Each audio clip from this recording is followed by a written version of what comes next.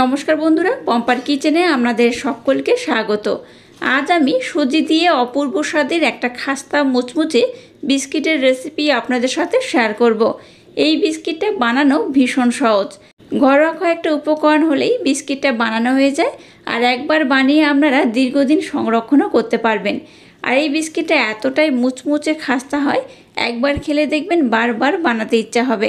তাহলে চলুন দেরি না করে আজকের এই খাস্তা মুচমুচে বিস্কিটের রেসিপিটা দেখে নেওয়া যাক। আজকে সুজির যে বিস্কিটটা বানাবো তার জন্য দেখুন প্রথমে একটা মিক্সির জার আমি নিয়ে নিয়েছি। এবার এই মিক্সির জারের মধ্যে আমি 1.5 কাপ সুজি দিয়ে দেব। এই 1.5 কাপ আমি সুজি দিয়ে দিলাম। এর মধ্যে দিয়ে দেবো 1 কাপ চিনি। মিষ্টির পরিমাণটা কিন্তু আমরা একটু কম বেশি করে ব্যবহার করতে পারেন। এবার সমস্ত উপকরণ খুব ভালোভাবে আমি ব্লেন্ড করে নেব।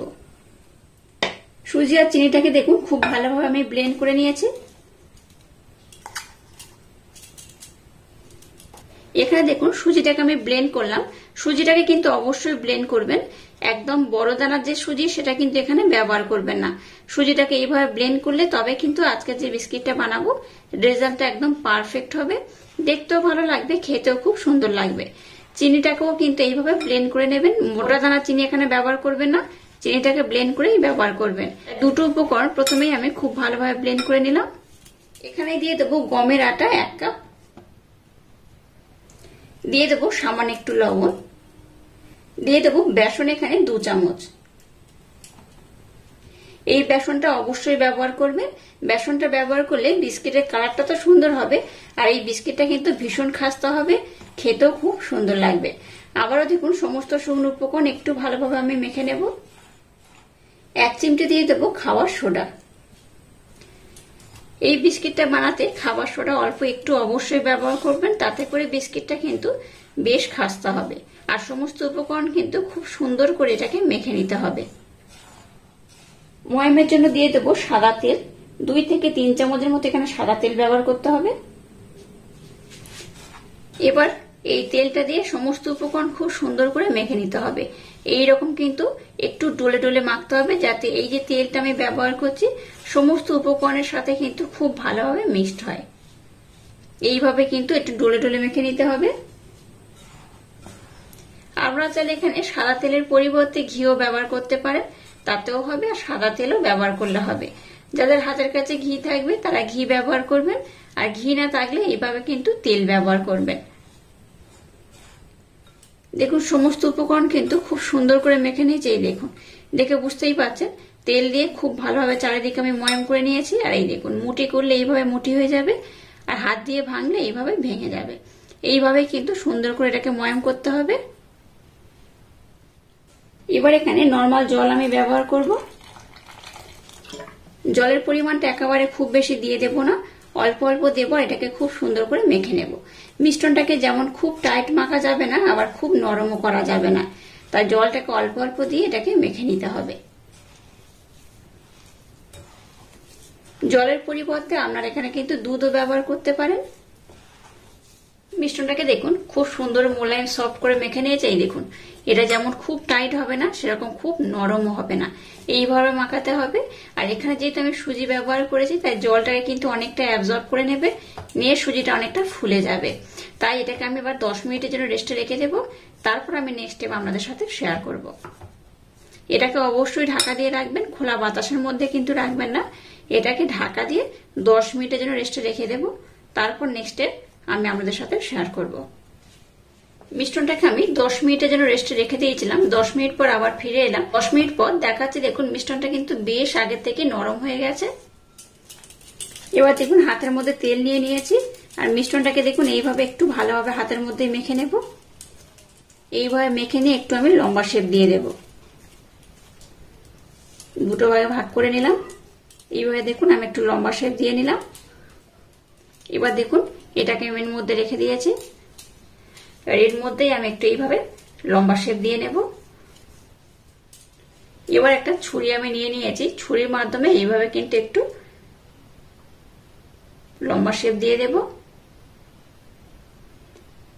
আর এই বিস্কুটগুলোকে এইভাবে কিন্তু কাটতে হবে, তাতে করে দেখতে ভালো লাগবে। আপনারা চাইলে অন্যরকম কিন্তু এখানে শেপ করেও কাটতে পারেন।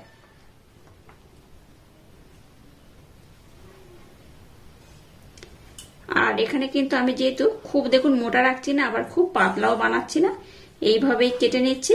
আপনারা চাইলে একটু মোটা বা একটু পাতলা করেও করতে পারেন। এইভাবে একটু পাতলা করে বানালে এই বিস্কিটটা কিন্তু বেশি দেখতে ভালো হবে।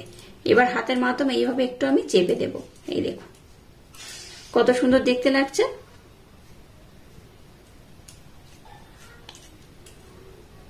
এই বিস্কিট এইভাবে বানালে দেখতে যেমন সুন্দর হয়, খেতেও কিন্তু বেশ ভালো লাগে। সমস্ত বিস্কিটটাকে এইভাবে একটু আমি লম্বা শেপ দিয়ে সুন্দর করে এইভাবে বানিয়ে নেব। এবার এগুলোকে আমি এই পাত্রের মধ্যে উঠিয়ে নেব। আর দেখুন কত সুন্দর দেখতে হয়েছে। এটা ভাজার পর দেখবেন আরো সুন্দর দেখতে লাগবে। আর এইভাবে কিন্তু মিশ্রণটা দিয়ে আমি খুব সুন্দর করে শেপগুলোকে দিয়ে দেব। এবার দেখুন গ্যাসটা জ্বেলে দিয়ে একটা কড়াইতে তেল দিয়ে তেলটাকে গরম করে নিয়েছি, একদম মিডিয়াম গরম করেছি। এবার দেখুন যেগুলো বিস্কিটের শেপ দিয়েছি তেলের মধ্যে দিয়ে দেব।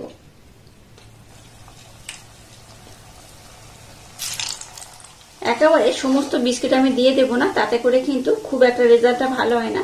একটু কম কম দিয়ে ভাজবেন, তাতে করে কিন্তু বিস্কিটের রেজাল্টটা বেশি পারফেক্ট হয়। গ্যাসের ফ্লেমটাকে একদম লো রেখে বিস্কিটগুলোকে ভাজতে হবে।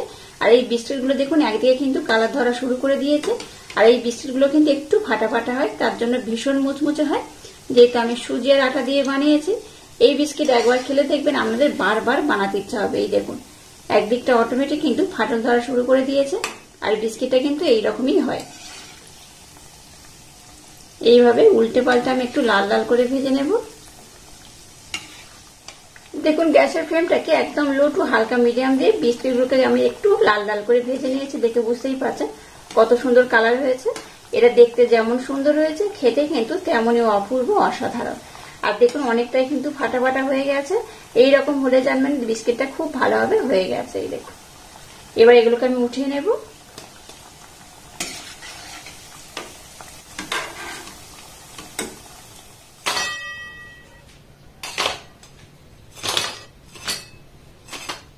দেখুন সমস্ত বিস্কিটগুলোকে আমি কত সুন্দর করে বানিয়ে নিয়েছি। আর এখানে আমি বলে রাখি আমি কিন্তু দুরকম ভাবেই ভেজেছি, আপনারা আপনাদের মনের মতো করে ভাজতে পারেন। যদি মনে করেন একটু কড়া করে ভাজবেন তাহলে কিন্তু একটু কড়া করে ভাজবেন, এটা বেশি মুচমুচে হবে, খাস্তাও হবে। আর এই বিস্কিটটা আমি একটু নরম করে ভেজেছি, এটা কিন্তু খুব মুচমুচে হবে না, কিন্তু খাস্তা হবে। তো আপনারা আপনাদের মনের মতো যে যেমন পছন্দ করবেন। অনেকে দেখবেন একটু বেশি মুচমুচে একটু বেশি টাইট খেতে পছন্দ করেন, তারা কিন্তু একটু এইরকম কড়া লাল করে ভাজবেন। আর যারা একদম খুব মুচমুচে খেতে পছন্দ করেন না, একটু বেশি খাস্তা পছন্দ করেন, তারা কিন্তু এইভাবে একটু কম করে ভাজবেন। তাতে করেই কিন্তু এই বিস্কিটটা বেশি টেস্টি হবে। তো আমি দেখাচ্ছি, দেখুন এটা বেশ গরম রয়েছে, তাও আমি আপনাদের একটা দেখিয়ে দেবো। এই দেখুন দেখলেন তো কত সুন্দর খাস্তা হয়েছে।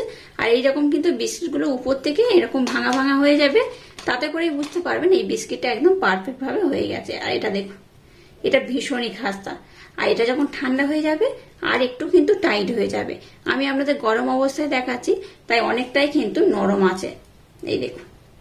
আর আজকের এই ইউনিক পদ্ধতিতে বিস্কিটের রেসিপিটা যদি আপনাদের ভালো লাগে, তাহলে চ্যানেলটাকে লাইক, শেয়ার, কমেন্ট এবং সাবস্ক্রাইব করবেন।